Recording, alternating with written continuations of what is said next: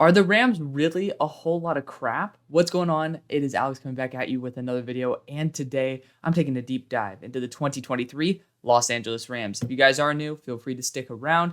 You guys know how to use YouTube at this point. Like, comment, subscribe. New links are in the description, and there's actually 2 huge new projects that are coming in the month of July, so you guys should be very excited for that. You guys definitely want to get here early before you have to say, oh, well, I kind of hopped on that trend late, because it's going to be moving fast. It's going to be awesome. And yeah, it's a big shift because we're adding a whole new channel that I am not going to be the only host of. Hint, hint.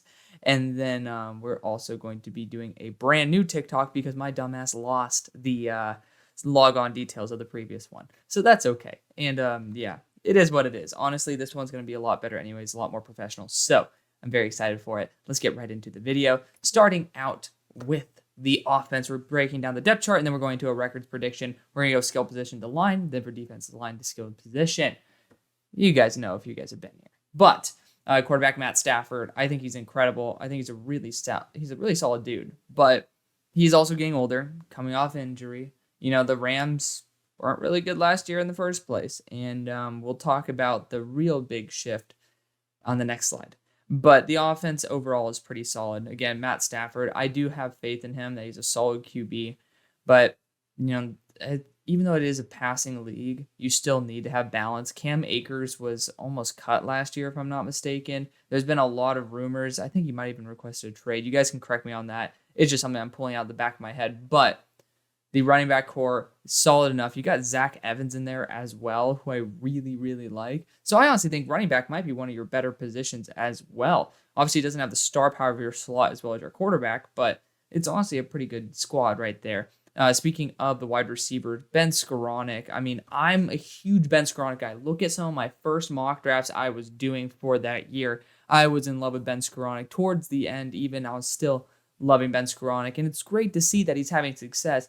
But in no way in hell should he be on the field leading the charge. I just don't believe that. There's a reason y'all weren't that good last year. This guy may be super versatile, even responding to Brett Coleman, who was on the show. Well, shout out right there. Thing talking about how guys who play fullback who aren't fullback are the future of the NFL. You know, Ben is fun. Ben's a really good depth player. But if you see him starting on a roster, I am just very, very, very skeptical of the ability to, you know, fill the other positions. And then you look at Cooper Kupp there, obviously one of the best wide receivers in the NFL. And it's usually these best wide receivers who are not the super elite athletes. They're the ones who know how to use their size and use their maneuverability and positioning properly. And he does that to a T. Very, very talented player. Van Jefferson's solid. He just needs to stay healthy, man. But you got Tutu Atwell, who I was notoriously very much against. Went higher than everybody probably thought he would, and hasn't really been able to take a step up. I hope he is able to take that step. I think Van, if healthy, will be able to take that big step. And I love Puka Nacua. I don't know if he's going to be that big of an impact, but given the fact that there is certainly some area for potential replacement, I think that he could actually step up into a potential higher snap count role. Now, looking at the offensive line, Joseph Noteboom, you know, he's solid. I really like Havenstein there. But Steve Avila was an excellent selection in the second round. I think I'm forgetting the first name, but Brian is, you know, he's a casual center. I don't think he's bad at all. Logan Bruss, I don't really trust personally. I just don't. Third round pick from a little bit over a year ago. So at least he is somebody with potential talent. I'm personally not fully sold yet, but, you know, again, I don't think he's a tomato can. That's what we basically say. You're best as your weak link, and if you don't have a tomato can, that's going to be good enough in the NFL at this point. You know, the elite lines are the ones that take the jump, but again, you're as good as your weakest link, and I don't think they have a really bad weak link. Tyler Higbee, he's solid. You know, he was he's on my fantasy team. I can't really talk that much shit about him, but he's a talented dude. I just don't think he's an elite tight end. But looking at guys who are behind him, Stetson Bennett, dude, I really like Stetson, and there's just something about him. It's weird. I didn't like him for a long time. I didn't like him at Georgia, but the longer like that marinated with me, and I started seeing him in the offseason, then obviously I've been seeing him in Rams camp. I think he's going to be the successor of Matt Stafford. I genuinely do. I'm very excited for that. Already talked about Zach Evans, who I think could potentially take the starting role He just had a bad year last year where he got replaced by a true freshman who might be a first-round selection in 2 years. Then you got Warren McClendon there, good backup for Havenstein. I was really happy with y'all's draft. You drafted really well because you got both quality and quantity, and I think that that's a very good thing. On the offense, overall is a C+ because I just don't really see the oomph with the starting boundary receivers. Cooper Kupp's going to be amazing. You'll probably see him double teamed all the time. Tyler Higbee, again, I'm just not like over the moon about him. Maybe I should probably move that to a B-, but I'm just not necessarily going to be getting out of my seat uber excited for this. I don't really think there's enough star power on the team, and the star power is getting older. For me, that is genuinely concerning. So yeah, I think I'll probably boost that to a B-. But here's the issue. I was being very, very generous by giving it a D-. The only reason is Aaron Donald. The defense is atrocious. Like absolute butt cheeks. And I have it from an inside source that the Rams organization is not necessarily the most respectful to the people that they let go. And they shit talk them. They do. That's why you see guys like Jalen Ramsey getting a 3rd-round pick. And it's like, whoa, what's going on there? By the way, Hunter Long, forgot to mention him on the previous slide. But he's not really that big of a factor for me. But the bottom line is, I think that they have a very bad reputation in the NFL. And there's a reason why not many free agents wanted to come here. And even though you have Aaron Donald, you have Matt Stafford, you have Cooper Kupp, those are 3 stars, the 3 faces of the franchise right now. I don't really, it's pretty imperative with what you see right here. And I'm not speaking out of my ass on this one. This is coming from somebody who understands this very, very well. So I just have to put that out there. It's very unfortunate, but I think that could be a leading driver of the fact that nobody wanted to come here. So you're looking at this defense. You got Aaron Donald, who's probably just playing for the money at this point. Dude's an absolute freak. I saw him myself back in Calabasas in, actually it was a Ralph's. This dude had a whole freaking cart of Slim Jims. I'm not joking. I have a video of it. But y'all have to join the Discord to get that. That's okay. It's absolutely free. So you guys can come join and hang out. We've got tape studies there too. But, literally, I've seen Aaron Donald in person. It's pretty interesting because he is like the best player arguably in the league, and he's not very much taller than me. And it's like, that is really weird. Inspiring for the people who, think they are undersized. Like you do get to see the success story there, but he's just a different breed of human being. So obviously he's the only reason why I didn't give this team an F. Bobby Brown's solid. Copeland, he's all right. I think it's Michael Hoyt. I don't know how to say his name properly. I don't think the defensive line's a weakness. I think it's probably the strength of this team. Byron Young, new addition from, I believe, the 3rd round of this past draft. He had 4.49 speed at 250 pounds. Very, very good athlete. Has absolutely no power, and I think he will get bullied by most players in the NFL. I think that if he ends up developing and being able to handle the initial contact of a more powerful tackle or tight end, then he definitely has a future in the NFL. But I don't really like the guys who are just pure speed. But definitely, I do like him as a player. I just think he's a little bit more scheme specific, or let's just say role specific. He doesn't have very much flexibility. I think he's probably going to be best as a DPR, a designated pass rusher. So looking at the linebackers, Ernest Jones. I like Ernest Jones, but Rose Boom, are you kidding me?